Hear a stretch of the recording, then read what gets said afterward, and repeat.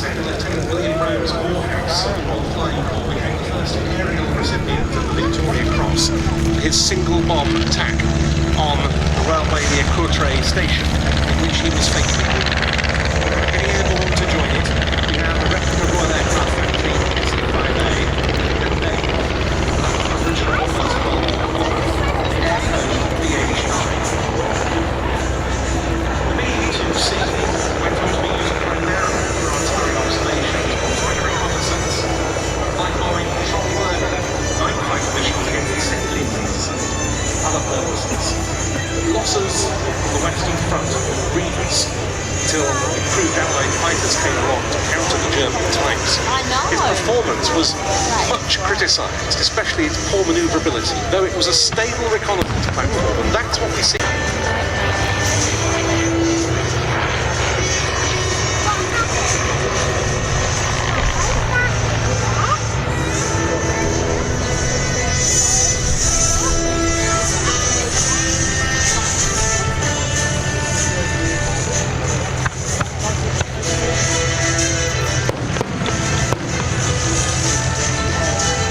As the artillery fire goes off, so the DH9, escorted by the scale SE5A replica, passes by in front.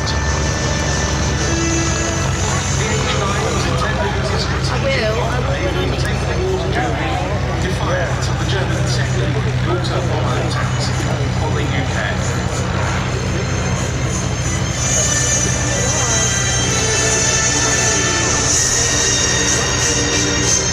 Coming in for a bomb run.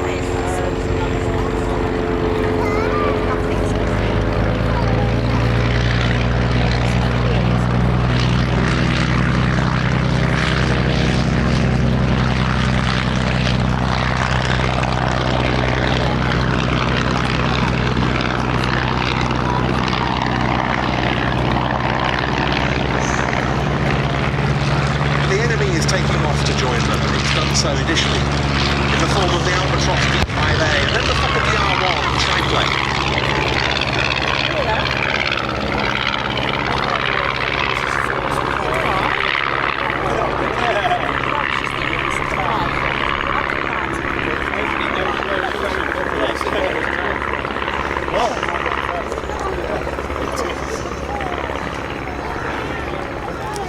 They're getting in the Spitfires.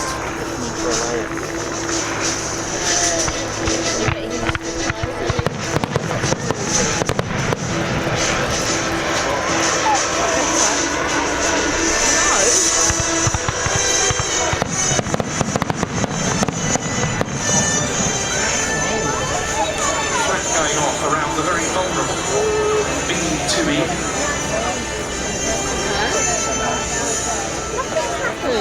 Now the Albatross and the Fokker begin to get onto the tail of the DH9 and the SE5A.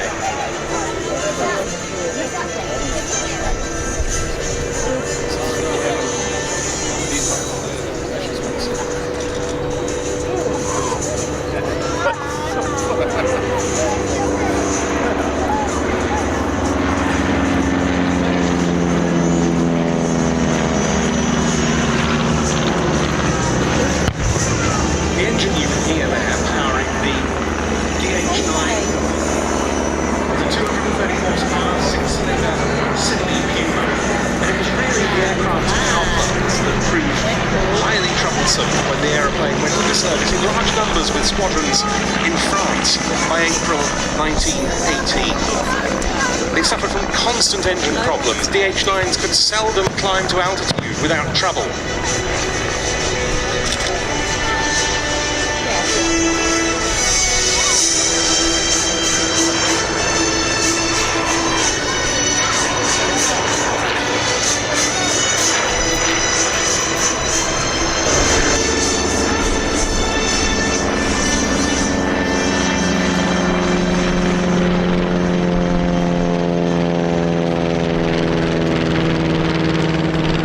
Faced by the crews of the DH9 elevated. They fought valiantly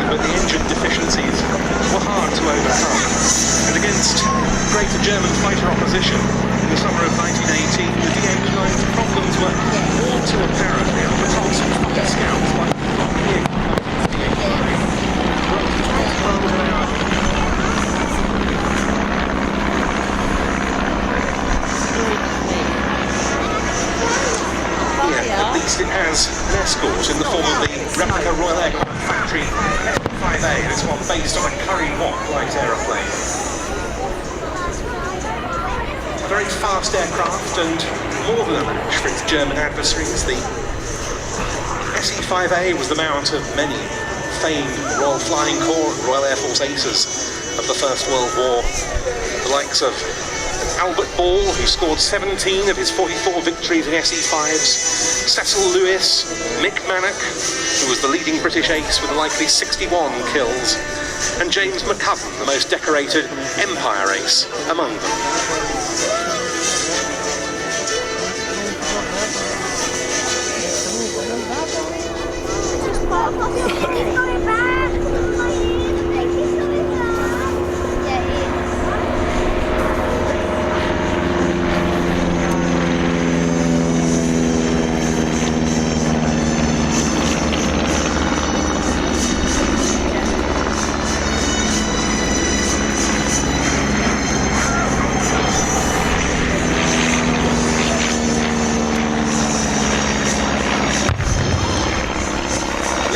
Element here, the Albatross D5A. The Albatross series, perhaps the most significant German fighting scouts of the 1914-18 war. They had a far longer frontline career and were built in much greater numbers than the more famous Fokker E3 9-decker, DR1 tie-decker and D7.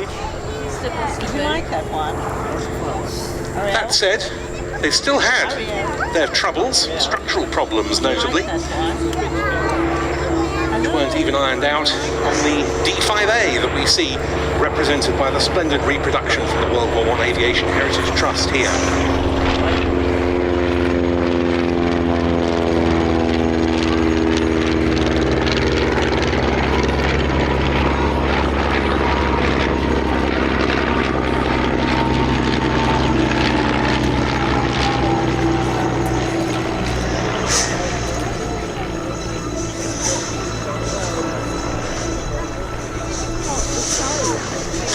Into land, the remarkable DH9 of the historic aircraft collection, a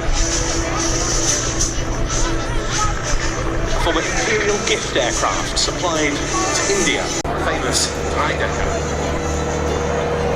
An aircraft of which just 320 examples were built.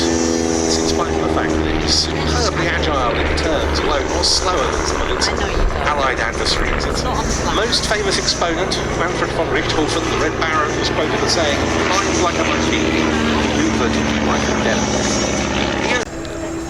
But nonetheless, it was a very important aircraft in the conflict. The BE-2E has returned to the flight line after its sortie. One of two that came to the UK in 2014, built by the vintage aviator in New Zealand. The other has since returned to New Zealand, this one in the markings of a No. 7 Squadron Royal Flying Corps aircraft, flown by Captain Horace Webb Bowen and used on bombing and reconnaissance duties, including at the Battle of the Somme. And the DH9 now parked up next to it from the historic aircraft collection. In comes Paul Ford's SE-5A replica.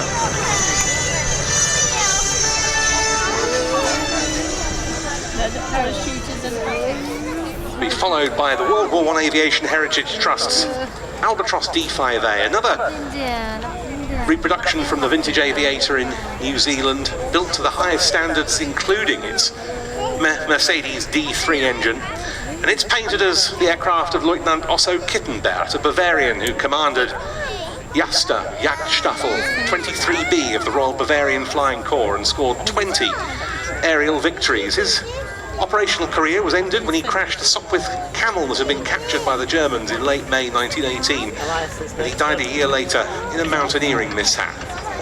This aircraft has been in the UK with the World War I Aviation Heritage Trust since 2018, first time we've had it at Duxford. And last into land is Paul Ford's DR1 replica. A scratch build that took more than 5 years to complete. And it's finished as one of Manfred von Richthofen's wartime mounts, an aircraft in which he scored 9 of his 80 aerial victories.